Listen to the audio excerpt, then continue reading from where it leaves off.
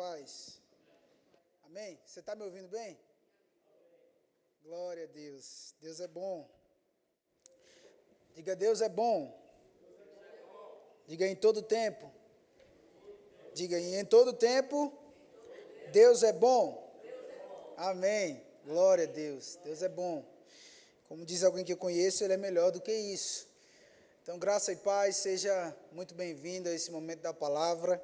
Eu creio que seremos inspirados, instruídos, incentivados, animados por meio da palavra de Deus.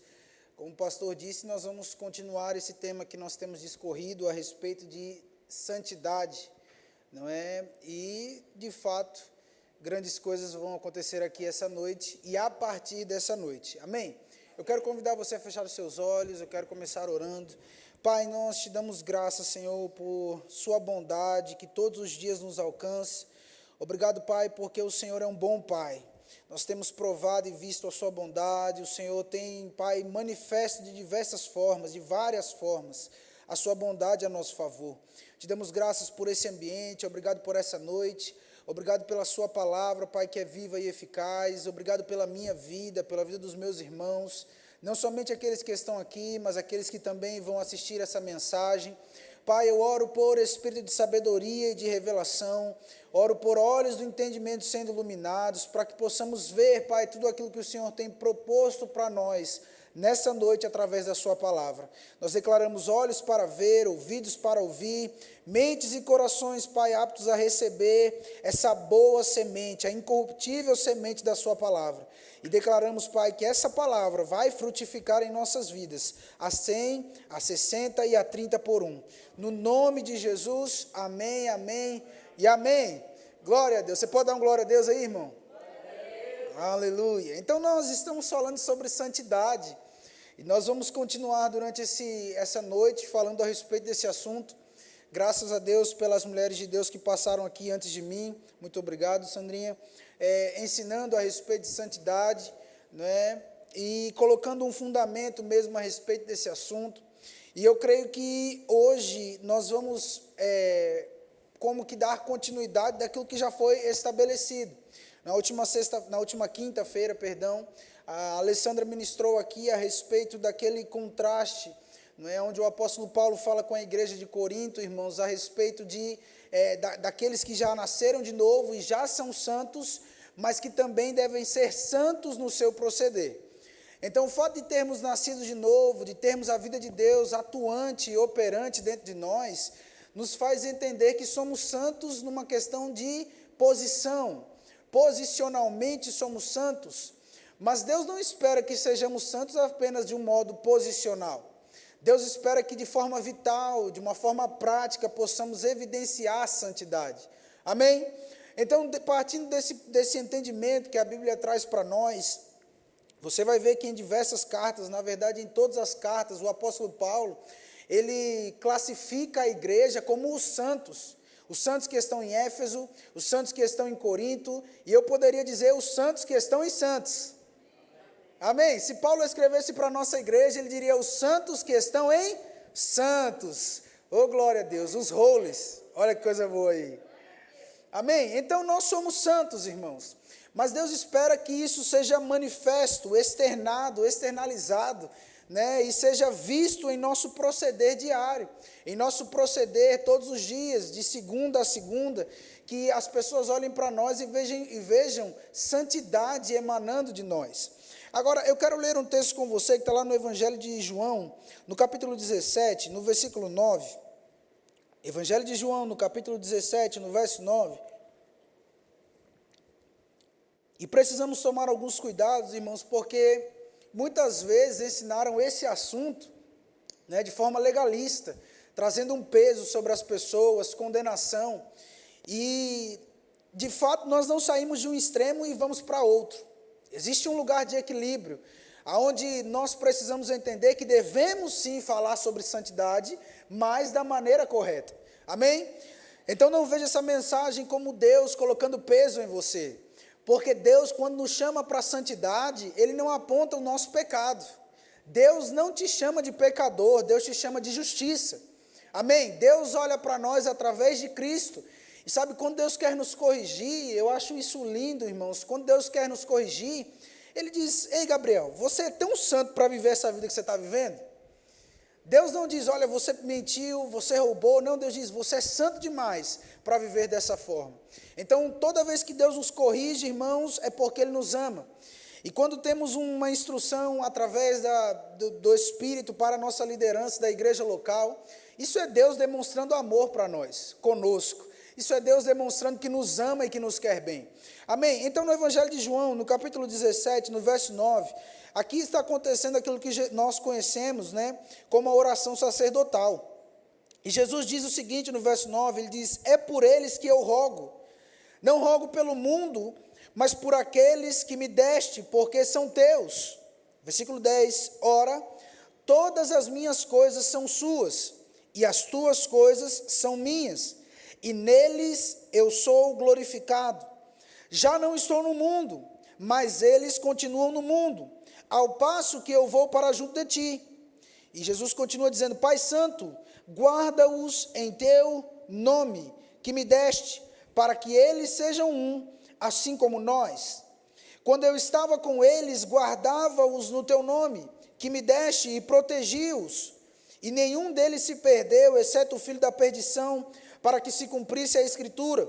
Mas agora vou para junto de ti, e isto falo no mundo, para que eles tenham o meu gozo completo em si mesmos. Eu lhes tenho dado a tua palavra, e o mundo os odiou, porque eles não são do mundo, como eu também não sou. Então eu quero parar aqui, depois nós vamos continuar essa leitura. E sabe, irmãos, quando eu estava meditando a respeito de que aspecto falar sobre santidade, veio muito forte no meu espírito, veio para mim, né, como diz o nosso amado, de falar a respeito de um conceito de igreja nos dias em que temos vivido. Porque o assunto santidade não é um assunto que é pregado em uma cruzada evangelística. O assunto santidade é pregado para a igreja, ok? Quem é a igreja aqui do Senhor? Então, esse assunto é para ser falado com aqueles que nasceram de novo. Porque uma frase que eu ouvi de pastor Luciano há muitos anos atrás, ele diz: não dá para cobrar obras de justiça de quem é pecador. Você está aqui? Então, do pecador se espera o quê, irmão? Diga pecado. Mas daqueles que foram feitos justiça se espera o quê? Obras de justiça. Então, de fato, esse assunto santidade é para ser falado com os cristãos, com aqueles que nasceram de novo, com aqueles que tiveram acesso à graça, que Paulo chama de graça salvadora, que se manifestou salvador a todos os homens. Agora, dentro desse contexto, Jesus estava falando, perto da sua morte, com Deus, a respeito dos seus discípulos, e Jesus está dizendo: olha, Pai, guarda eles. Eu não oro para que o Senhor os tire do mundo, mas guarda eles no mundo.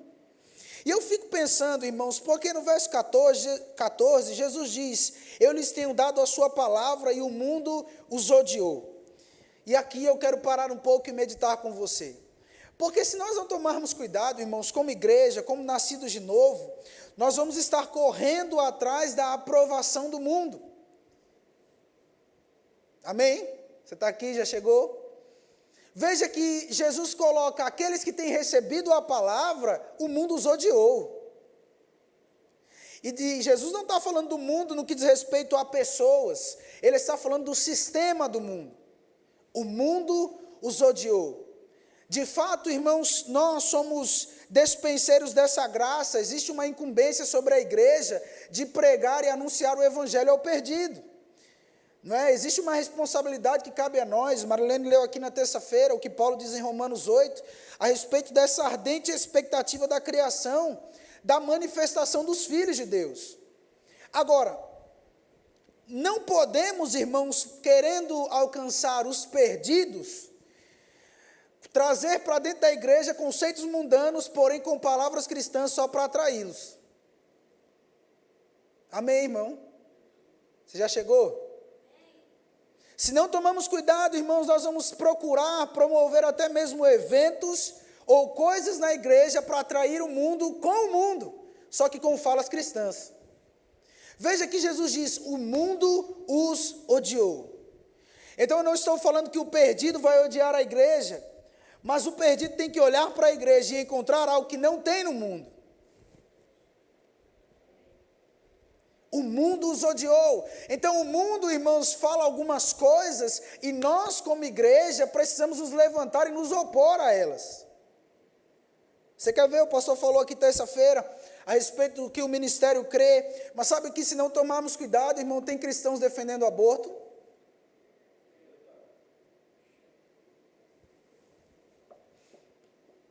Porque o diabo trabalha, irmãos, promovendo coisas ruins, mas com uma iniciativa boa. Então as pessoas começam, olhando por esse lado, e então começam a se amoldar ao mundo e trazer o mundo para dentro da igreja. Mas veja que Jesus diz, o mundo odiou eles porque eles estão recebendo a palavra. E de fato, irmãos, nós e o mundo não estamos caminhando na mesma direção. Eu não sei se você lembra aquele belo dia que alguém um dia pregou a respeito de Jesus para você. Eu fui um pouco diferente, né? Eu cresci na igreja, não cresci muito como nossa amada ali, mas eu cresci um pouco.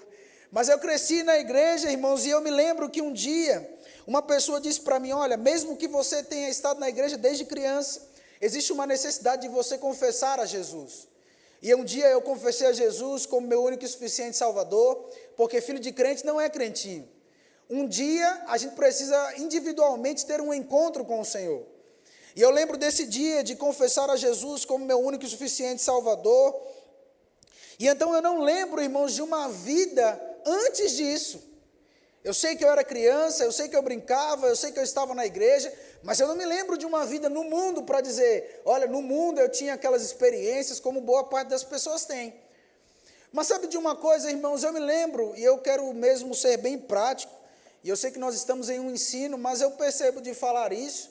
Eu me lembro de uma fase na minha adolescência, não é, onde, por ter crescido na igreja, houve dentro de mim o desejo de conhecer algumas coisas do mundo. Então, eu comecei a conviver com pessoas, eu comecei a estudar em uma escola que tinham pessoas, e eu me lembro que o quanto eu fui ensinado por parte das pessoas que estão aqui na igreja mesmo. Tia Suzy me deu aula no departamento infantil e outras que me ensinaram tantas coisas. Eu me lembro de pessoas, irmãos, que creram juntamente comigo para que o rema abaixasse de 18 para 16 anos. E pessoas diziam, você vai fazer o rema antes de entrar na faculdade. E eu dizia, amém, vamos orar e vamos crer. E aconteceu, eu fiz o rema antes de entrar na faculdade. Mas eu me lembro que com 14 para 15 anos, eu comecei a ver um mundo que eu nunca tinha visto. Eu comecei a ver um cenário no mundo onde coisas eram normais. E parecia que não ser aquilo era ser antiquado. Então, para ser aceito, eu comecei a andar com aquele povo. E sabe, todo ser humano é influenciável. Todo ser humano é influenciável. Diga, todo ser humano é influenciável. Só que todo ser humano também tem a escolha de decidir o que ele quer que o influencie. Mas eu me lembro que para ser aceito naqueles contextos, eu comecei a andar perto, e no início, as pessoas diziam, olha, cuidado com quem você está andando, e eu dizia, não, eu nunca vou fazer aquilo, eu nunca vou falar daquele jeito. Para mim era até uma aberração ouvir algumas coisas. Mas sabe que se você fica, e se você não está bem fundamentado dentro de você, você começa a parecer com aquilo que você está submetendo. Algumas pessoas costumam dizer, olha, eu posso ouvir qualquer coisa, qualquer pregação, é só tirar a espinha. E eu disse aqui, irmão, se você comer peixe todo dia, pode ser que algum dia passe alguma. Então nós precisamos tomar cuidado com o tipo de influência que temos tido do mundo. Então passaram-se os tempos, e aquilo que outrora para mim era uma aberração de ver acontecer, eu comecei a dizer, é normal. Porque era anormal levantar os princípios da palavra naquele meio. Então eu me lembro de, não rapaz, olha, se você é homem e não se envolve com muitas mulheres, vão te chamar de uma coisa bem ruim. Rapaz, se você nunca provou droga, você não está entendendo muito bem o que é vida não, você é um adolescente, você tem que provar. Você tem que experimentar. E eu sei, querido, que eu não estou no culto de jovens, mas eu quero te dizer a respeito de influência. Porque mesmo nascidos de novo, se não tomarmos cuidado com aquilo que temos deixado nos influenciar, é possível que o mundo esteja devagar entrando na igreja.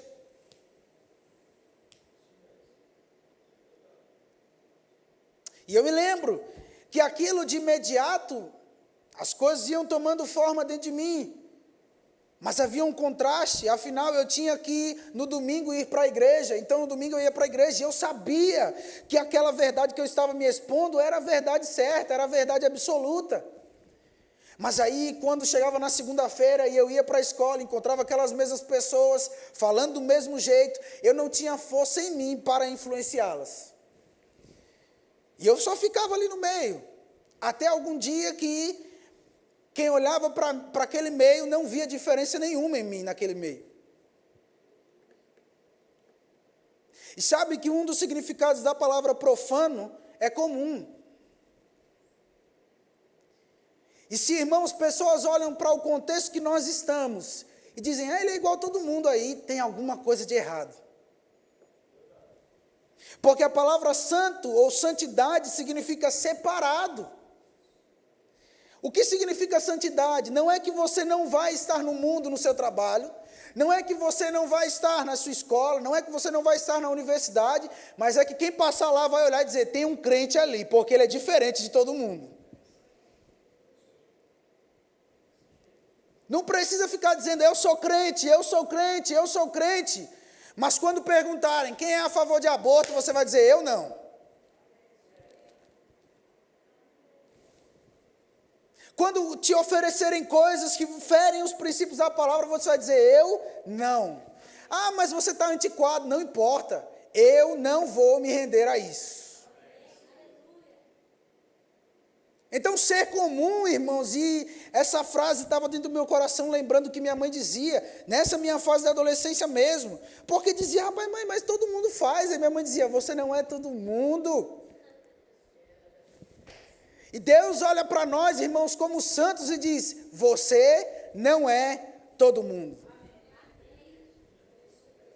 Por quê? Porque Jesus está dizendo, eu tenho dado a palavra a eles, e o mundo odiou eles.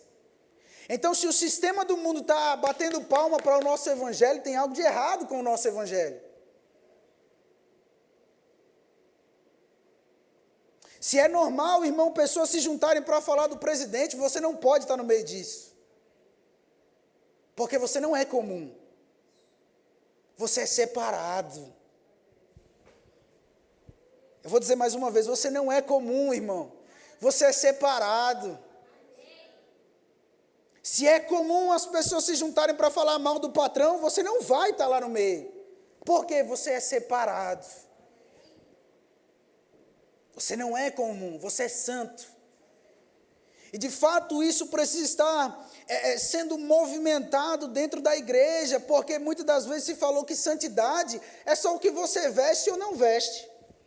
Mas sabe que santidade, irmãos, é o tempo todo, é todo momento, é todo segundo, quando você tem oportunidade de ser comum, de ser na régua, de ser normal, e aí você decide, não, eu não vou ser assim. Aleluia. Eu sei, irmãos, que nós precisamos nos vestir de forma adequada, mas graças a Deus pelo Espírito Santo, sabe que se você parar na frente do espelho e perguntar para o Espírito Santo se está bom ou não está, ele vai te falar. Você não precisa andar indecente, não só na igreja, mas em lugar nenhum, porque o seu corpo é templo e morada do Espírito Santo. Mas santidade vai além disso. Santidade vai além de um corte de cabelo, santidade vai além dessas coisas, irmãos. Santidade é visto quando as pessoas olham para você e dizem, olha, no teu trabalho, eu não sei se já aconteceu com você, pessoas estarem falando palavrão perto de você e depois dizer, desculpa, eu sei que você é crente, me perdoa. Tem algo diferente nessa pessoa. É quando as pessoas conseguem olhar para você e dizer, ele é separado. Ele não é parte do meio. Aleluia. Então no verso 14, Jesus diz, eu lhes tenho dado a tua palavra e o mundo os odiou, porque eles não são do mundo, como também eu não sou. Sabe, irmão, se você se posicionar de acordo com a palavra, andando em santidade, você vai perder like, você vai perder seguidor. O mundo os odiou.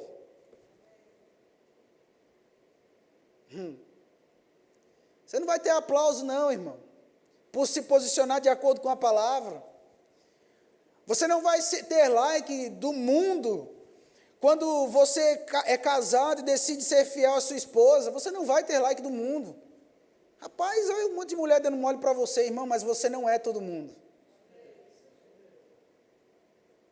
Aleluia. No versículo 15, Jesus diz: não peço que os tire do mundo, e sim que os guardes do mal.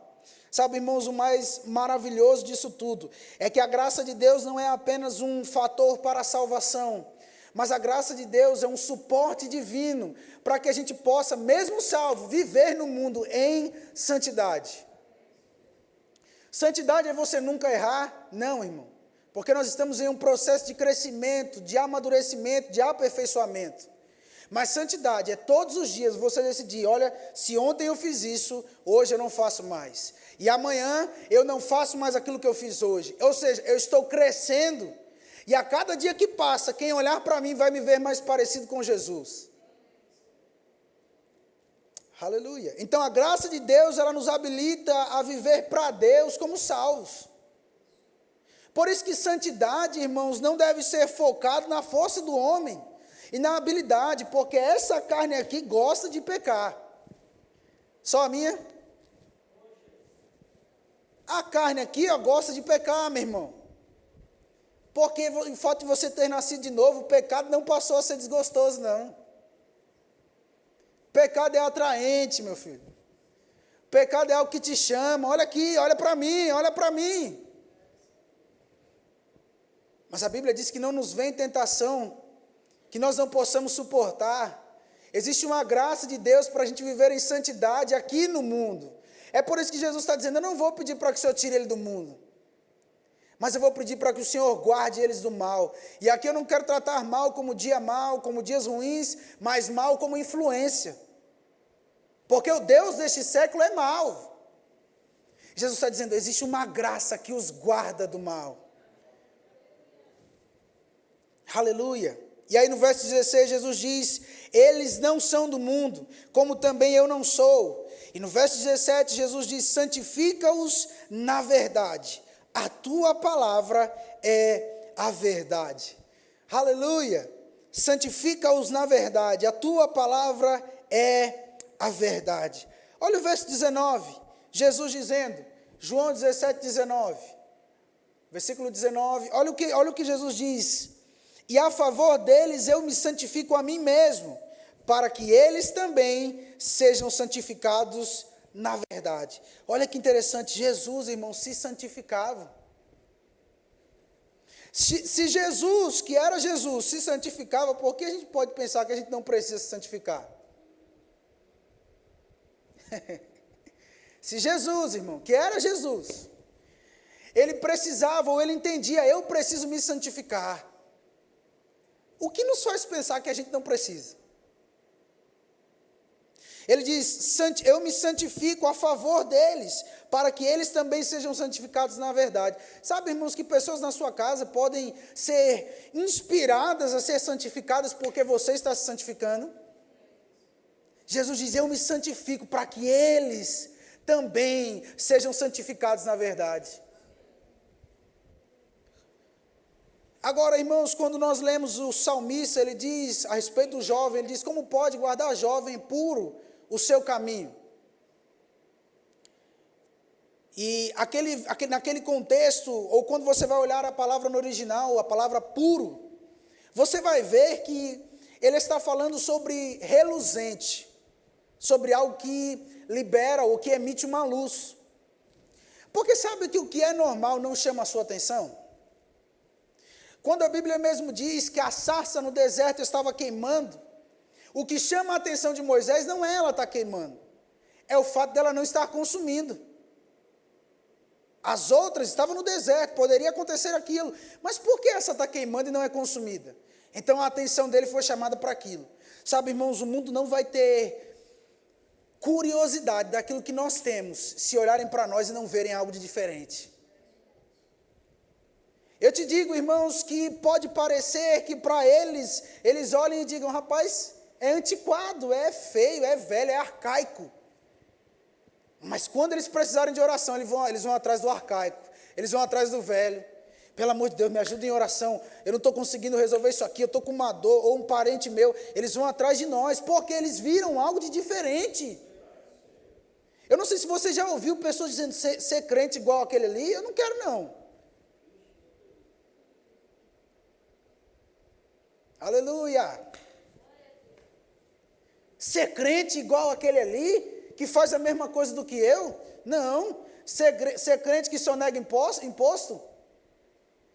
Ser crente, como já vi também, né, filhos que cresceram olhando para os pais, dizendo, não, ser crente igual meu pai, não quero não. Veja, irmãos, isso é sério.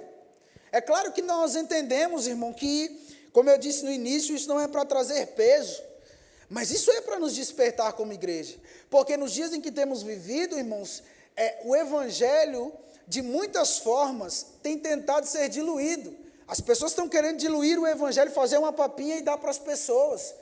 Mas sabe, irmão, o evangelho continua sendo evangelho. A Bíblia não precisa ser atualizada.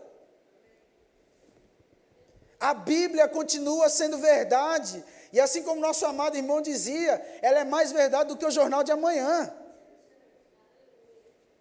A Bíblia é mais atual do que o jornal de amanhã.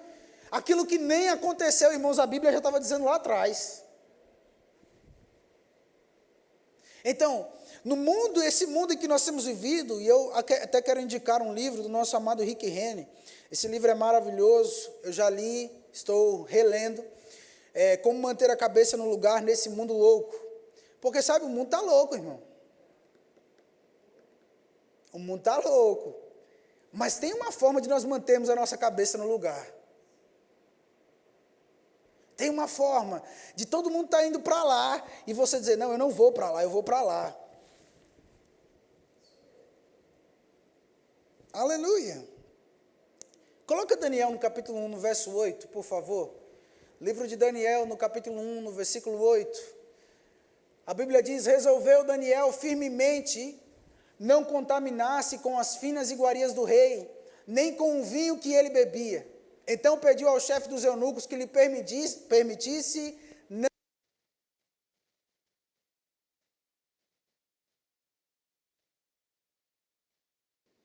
Amém. Então, pensa comigo, irmão. Quantos acreditam que a comida do rei era ruim? Você acredita que a comida do rei era ruim?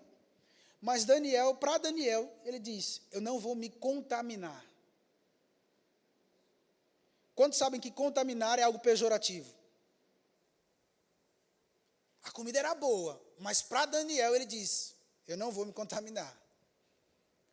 Ou seja, todo mundo vai comer, todo mundo vai provar, a comida é boa aos olhos, deve ser agradável. Meu Deus do céu, comida boa. Mas eu não vou fazer isso. Porque tem coisas, irmãos, que até são, entre aspas, normais, mas que para nós são contaminação. E sabe, nós entendemos isso quando vemos a postura de Daniel.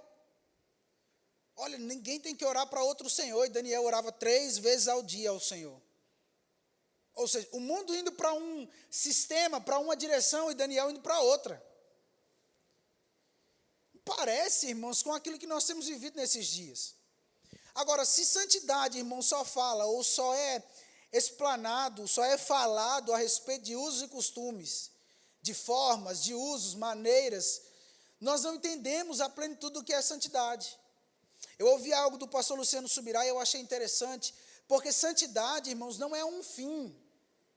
Santidade é um meio pelo qual nos relacionamos com Deus. Santidade não é só você pode ou você não pode. Porque a Bíblia diz que sem santidade ninguém vai ver a Deus. E talvez pensamos logo no arrebatamento da igreja. Mas sem santidade nós não vamos ver o agir de Deus em nossas vidas. Sem santidade nós não vamos ver as suas manifestações em nossa vida. O próprio Jesus diz em João 14, 21, aquele que tem os meus mandamentos e os guarda, esse é o que me ama. Deus nunca, irmãos, você nunca vai ver na Bíblia Deus dizendo, olha, fale que me ama. Deus nunca vai dizer, olha, fale que me ama, eu quero que você fale que você me ama. Deus não é carente.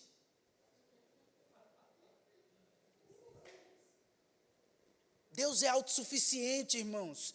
Mas sabe como nós demonstramos o nosso amor? Quando nós guardamos os mandamentos dele para a nossa vida. E a Bíblia diz que os mandamentos do Senhor não são penosos. Ele diz, aquele que tem os meus mandamentos e os guarda, esse é o que me ama. Não precisa dizer para Deus, te amo. Você pode cantar, irmão. Mas se não guardar os mandamentos, Deus está olhando de sepulcro caiado. A gente pode cantar, a gente pode levantar as mãos e dizer, te amo, te amo, te amo, te amo. Coisa linda, coisa maravilhosa. Mas se não estivermos guardando os mandamentos e amando ao nosso próximo, é só barulho. Porque as duas formas como Deus estabelece, olha, que aquele que me ama guarda os meus mandamentos, e aquele que diz amar a Deus, mas não ama o seu irmão, é o quê, irmão? Então eu quero que Deus saiba que eu o ame. Guarda os mandamentos e ame ao seu próximo. Se não, é só barulho, irmão. Então aquele que me ama, ele guarda os meus mandamentos. Jesus dizendo isso, aquele que tem e ter, fala sobre nós estarmos nesse culto, sermos acrescidos pela palavra, estarmos expostos ao ensino da palavra, estudando o que a Bíblia diz, eu tenho. Mas guardar fala sobre atender atenciosamente a, ou praticar. Aquele que tem e guarda, esse é o que me ama. E se você me amar, será amado do meu Pai. E eu também o amarei e me manifestarei a Ele. Uma vida de santidade abre a porta para as manifestações do Senhor na nossa vida. Deus mesmo disse para Josué, olha, avisa ao povo para que eles se santifiquem. E aí Josué fala, santificai-vos, tira o lixo, tira a bagunça, tira a sujeira. Para quê? Para que o Senhor faça maravilhas no meio de nós. Deus quer, irmão, fazer maravilhas. Deus quer, Deus tem prazer em ver a nossa vida, não é saindo de um estágio e indo para outro. Mas Deus muitas das vezes vai chegar e dizer, olha, assim como Deus disse para Moisés, Moisés estava lá no monte recebendo da fonte, Deus diz, olha, desce. Eu acho interessante Deus, quando Deus fala, esse teu povo, Deus fala para Moisés, esse teu povo aí, já preparou lá um bezerro para adorar, estão adorando outro Deus. O povo começa a se desviou, irmão, porque Moisés passou alguns dias lá em cima, e o povo ficou, a quem a gente vai adorar? A quem a gente vai adorar? Prepara alguma coisa aí, Arão.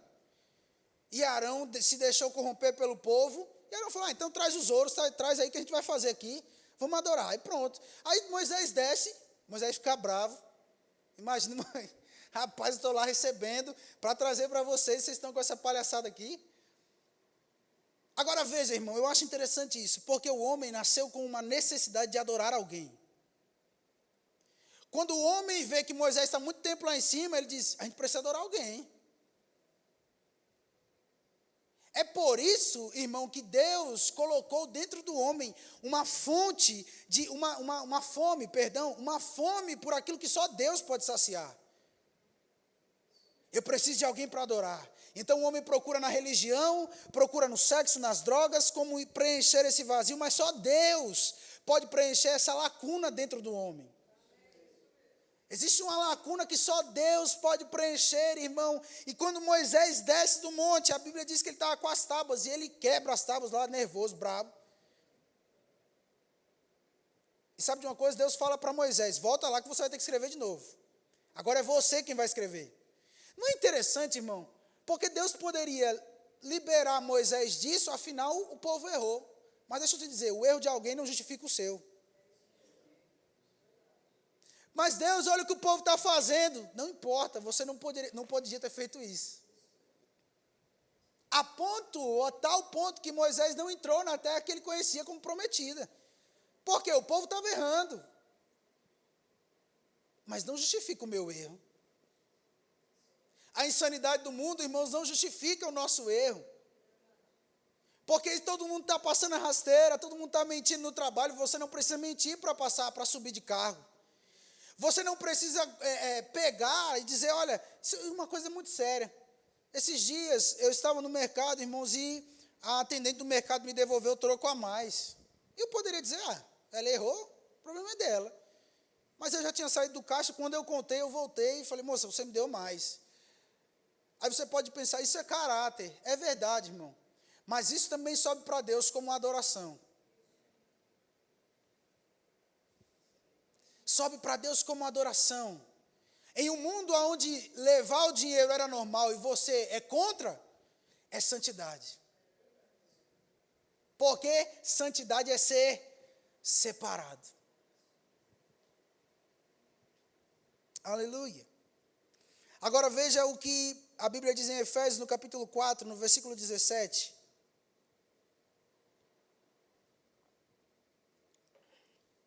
Paulo está falando com a igreja de Éfeso. E é muito importante, irmãos, que como igreja nós possamos olhar para as cartas. Porque Paulo não está falando com pessoas do mundo. Paulo não está endereçando isso para pessoas que estão no mundo. Paulo está falando com a igreja. Veja que Paulo diz, isso, portanto, digo, e no Senhor testifico, que não mais andeis como também andam os gentios, na vaidade dos seus próprios pensamentos. Se Paulo diz para a igreja, não ande como os gentios andam, é porque é possível, mesmo sendo igreja, andar como os gentios andam. E Paulo está dizendo, não ande mais assim. Amém? No versículo 18 ele vai dizer como os gentios andam, ele diz, obscurecidos de entendimento, alheios à vida de Deus, por causa da ignorância em que vivem, pela dureza do seu coração, os quais, tendo se tornado insensíveis, se entregaram à dissolução, para com avidez cometerem toda a sorte de impureza. Agora veja o verso 20, ele diz, mas não foi assim que aprendestes a Cristo, se é que de fato o tendes ouvido e nele fostes instruídos, segundo é a verdade em Jesus, no sentido de que, quanto ao trato passado, vos despojeis do velho homem, que se corrompe segundo as suas concupiscências do engano, e vos renoveis no espírito do vosso entendimento. E aí no verso 24, Paulo diz, e vos revistais do novo homem, criado segundo Deus, em justiça e retidão, procedente da verdade. Veja, irmão, que mesmo nascido de novo, e como já falamos, somos santos, mas também somos chamados para a santidade. Foi falado aqui na quinta-feira passada, porque no nosso espírito está tudo resolvido, está tudo feito. Mas veja que Paulo fala sobre se despir do velho homem, sobre se despojar do velho homem, e sobre colocar um novo homem em atuação. Então, tira o velho e coloca o novo. Tira o velho e coloca o novo. Tira o velho e coloca o novo. Não é Deus quem vai fazer isso. Amém, irmão? Glória a Deus. Palavras de salvação. Amém, amém, amém. Não é Deus, irmãos. Deus já fez a sua parte. E Deus está fazendo a sua parte agora mesmo por meio da sua palavra numa igreja local. Espiritualmente somos santos. Mas se queremos ver santidade emanando de nós, precisamos fazer algo. Porque quando nascemos de novo, sua mente não ficou 0 quilômetro. Seu espírito está zerado, novo em folha. Não foi recalchutado, foi recriado. Está novinho, zerado. Mas a sua alma continua a mesma. E a sua carne também. Agora veja que eu acho interessante, porque quando Paulo fala sobre se mover como os gentios se movem, ele fala sobre a vaidade dos pensamentos. Porque qualquer procedimento começa aqui. Se aqui não é transformado, é difícil falar que tem que se mover em santidade. Quando a Bíblia fala sobre se despir do velho homem, é aqui. Tirar aquela ideia de comigo é olho por olho, dente por dente. Isso é o velho homem. Agora, irmão, você morde a língua, segura a onda e não faz do jeito que você fazia antigamente. Por quê? Porque é uma nova natureza. Você precisa tirar o velho e colocar o novo. Pergunta, aqui todo mundo é adulto, quem aqui hoje usaria a roupa de quando você tinha 5 anos de idade? Por quê? Não cabe. Sabe, irmãos, comportamentos da vida antiga não cabem para nós. Não cabe. E eu te digo mais, se você tentar usar, além de não ficar bom, ainda fica feio. Tem atitudes, irmãos, que em nascido de novo, fica feio. Fica feio porque não combina com você. Não combina, irmão, passou. As coisas velhas ficaram para trás e eis que tudo se fez. Oh, aleluia. Tudo se fez novo. Mas exige de nós um comportamento de tirar o velho.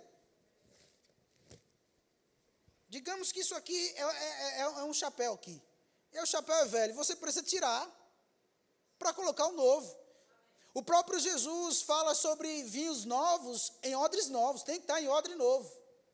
Não dá para a gente pegar uma parte só do evangelho e dizer, essa parte me cabe, eu quero as bênçãos, mas eu não quero trocar o odre. Jesus fala sobre o pano, alguém que tem uma roupa, e a roupa rasgou, e pega um pano novo e coloca na... A gente não pode pegar só uma parte do evangelho e colocar na nossa vida, dizendo, eu sou filho de Deus, eu sou justiça. Precisa trocar a roupa toda. Não dá para pegar a parte do evangelho e dizer, eu quero o Deus das bênçãos, mas eu não quero ouvir o Deus das bênçãos.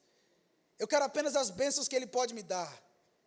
Não, irmão, não. Evangelho é você tirar o velho e colocar o novo. Deus em Cristo, através do Espírito, já fez isso por dentro, mas exige um trabalho diário. É por isso que santidade, irmãos, pega um novo convertido, mas pega um convertido há 40, 50 anos. Porque todos nós estamos em um processo de salvação. Paulo diz, desenvolvei a vossa salvação com temor e tremor. Existe um aspecto da salvação que já está feito por dentro, mas existe um aspecto que precisa ser desenvolvido.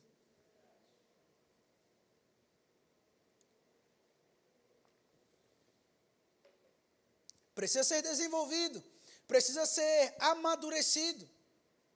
É por isso que a Bíblia chega a dizer, aquele que pensa estar de pé, que pensa, não diz que ele está de pé, mas aquele que pensa estar de pé, cuide para que não... Ele não fala só para os novos convertidos, ele não fala só para alguns, ele fala para todos, aquele que pensa estar de pé. É por isso que a Bíblia diz, os humilhados, porque a gente precisa ter essa consciência, eu estou conseguindo resistir ao pecado, mas não é a minha força, não. Não é porque eu sou bom, eu sou um super crente, não existe esse super crente, irmão. Se ficar flertando com o pecado, em algum momento vai cair. Eu acho interessante, eu não ia ler esse texto não, mas eu vou ler para a gente terminar. Gênesis no capítulo 39, deixa eu só ver o versículo aqui. Gênesis no capítulo 39,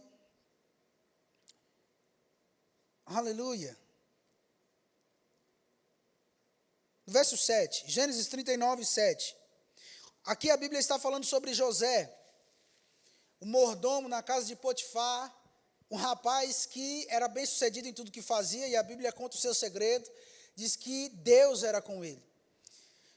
E em tudo que ele colocava a mão, olhavam e diziam, rapaz, esse jovem é abençoado. Eu não sei o que ele tem, não. E é sobre essa curiosidade que eu estou falando com você, irmão. O mundo pode odiar aquilo que nós cremos, mas eles vão olhar para nós e ter curiosidade. Por que ele é diferente? Porque os resultados dele são diferentes. E a nossa fonte é uma só. Então esse jovem, ele é bem sucedido, e o seu patrão o reconhece, olha, eu vou colocar tudo na mão desse homem. Porque tudo que ele põe a mão prospera, então se eu quero prosperar, cuida de tudo para mim. Menos de uma coisa. E isso é óbvio, né, irmão? Da minha esposa. Você pode cuidar de tudo da minha casa, mas da minha esposa não. Então esse jovem se destaca, e é isso que Deus tem para nós, que nós possamos nos destacar não apenas por sermos sábios, embora devemos fazer faculdade, devemos fazer cursos técnicos, devemos ser, bem instruídos, mas porque temos uma vida em santidade, e isso nos destaca no meio de uma geração que é normal, nos destaca no meio de uma geração que pecar é normal. Então no versículo 7 a Bíblia diz: aconteceu depois dessas coisas que a mulher de seu senhor pôs os olhos em José e lhe disse: deita-te comigo. José não devia ser feio, irmão, e a Bíblia diz, além dele não ser feio, ele era bem sucedido. Sabe que quando você se torna bem sucedido, vão colocar o olho em você? Seja nesse caso aqui, que aquela mulher queria se deitar com ele, seja por inveja, seja para falar mal, as pessoas sempre vão colocar o olho em você. Então elas colocou o olho nele e disse: deita-te comigo. E no verso 8 a Bíblia diz: ele, porém, recusou e disse à mulher do seu senhor: tem-me por mordomo o meu senhor e não sabe do que há em casa, pois tudo que tem me passou ele às minhas mãos. Ele não é maior do que eu nessa casa, e nenhuma coisa me vedou, senão a ti, porque és sua mulher. Como, pois, cometeria eu tamanha maldade e pecaria contra Deus? Eu acho interessante, irmão, porque nesse contexto José está falando sobre Potifar. Ele está falando: olha, ele me deixou tudo na minha mão, ele tem confiança em mim, mas no final do versículo ele pergunta: como eu cometeria tamanho pecado contra Deus? Porque existe uma possibilidade de que ele se deitasse com aquela mulher e Potifar não soubesse.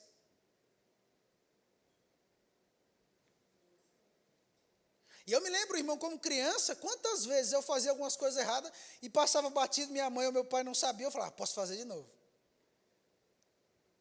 Sabe que às vezes é assim que acontece. Ninguém acorda, irmão, sendo cristão pela manhã, dizendo: hoje eu vou sabotar o meu relacionamento com Deus. É por isso que nós devemos tomar cuidado com as pequenas raposinhas, com as raposinhas. Ninguém tropeça em pedra gigante, irmão. Começa pequeno. E era possível que, se José passasse a primeira vez e dissesse: olha, ninguém viu, ninguém ficou sabendo, dá para fazer de novo. Aí José diz: então, eu já, para aniquilar o homem não vê, eu vou falar logo: como eu vou cometer tamanho pecado contra o meu Deus? Porque o homem pode não saber, mas o meu Deus não. Ele sempre está vendo. Então José, ele coloca: olha, não posso cometer isso contra Deus. Falando, verso 10, ela a José todos os dias, ou seja, era uma tentação, irmãos, que estava recorrente, acontecendo todo dia, todo dia, todo dia. E não lhe dando ele ouvidos. Sabe que às vezes a gente tem que tampar nossos ouvidos para algumas coisas? Sabe, irmão, que maledicência é pecado? Falar mal dos outros. E às vezes quando vem falar: rapaz, você está sabendo, é bom fechar os ouvidos.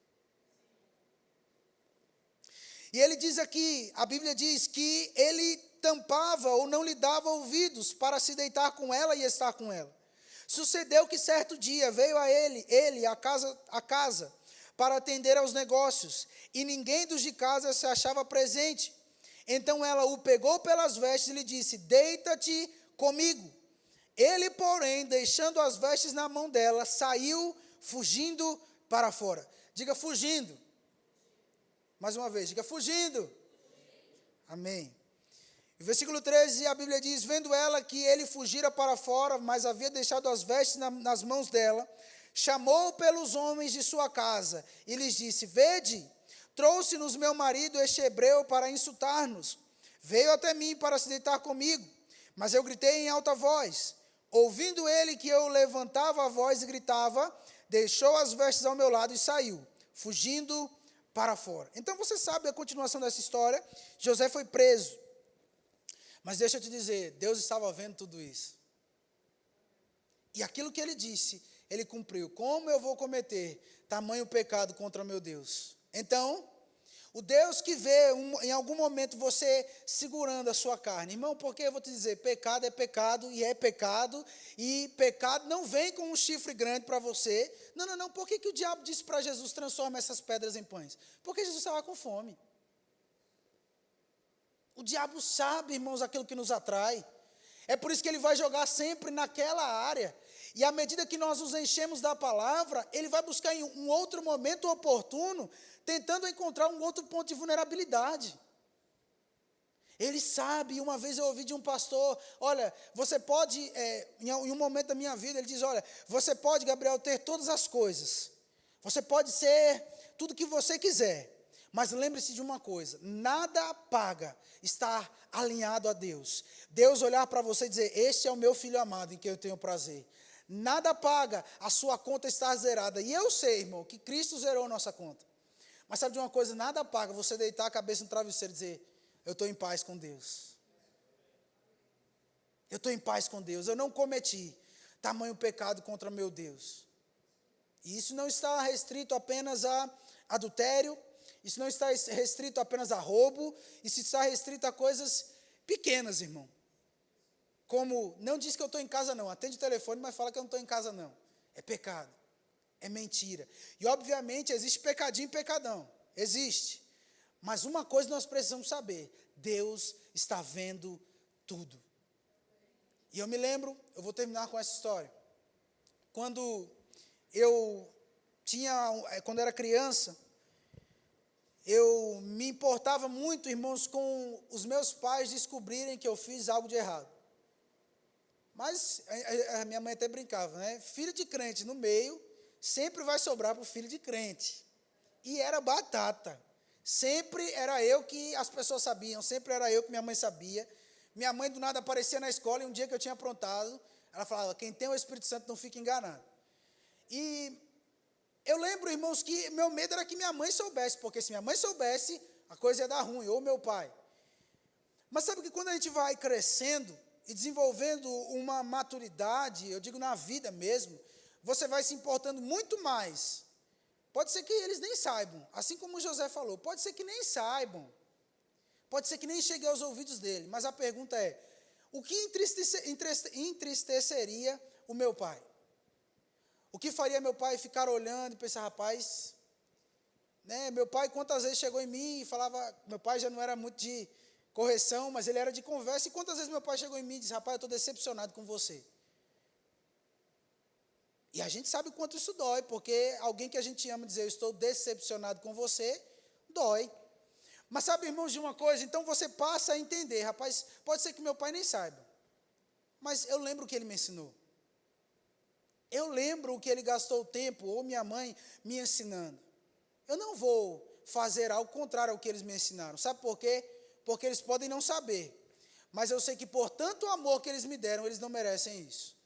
E sabe de uma coisa, irmãos, é por isso que a Bíblia nos ensina a entender que se amamos ao Senhor, nós guardamos os seus mandamentos.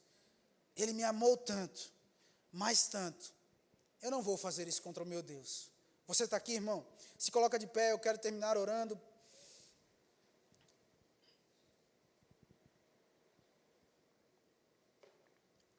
Pai, eu te dou graças, Senhor, por essa noite. Obrigado por essa palavra que recebemos. Pai, obrigado porque nós sabemos que essa palavra é viva e eficaz. E sabe, a sua palavra diz que ela quer operar eficazmente em nós. E nós, Pai, estamos aqui com esse entendimento, com essa consciência, Pai, de abrir os nossos corações mesmo, para que a sua palavra entre e penetre, Pai, lugares em nós que nós até não conhecemos, mas a sua palavra pode ir. Pai, nós te damos graças, Pai, porque temos uma igreja local que visa pela sua palavra, que ama a sua palavra e que está disposta, Pai, a investir no nosso crescimento espiritual. Te damos graças, Pai, no nome de Jesus, por essa semente frutificando em nossas vidas, a 30, a 60 e a 100 por 1, Pai. No nome de Jesus, amém. Você pode sentar? Amém. Irmãos?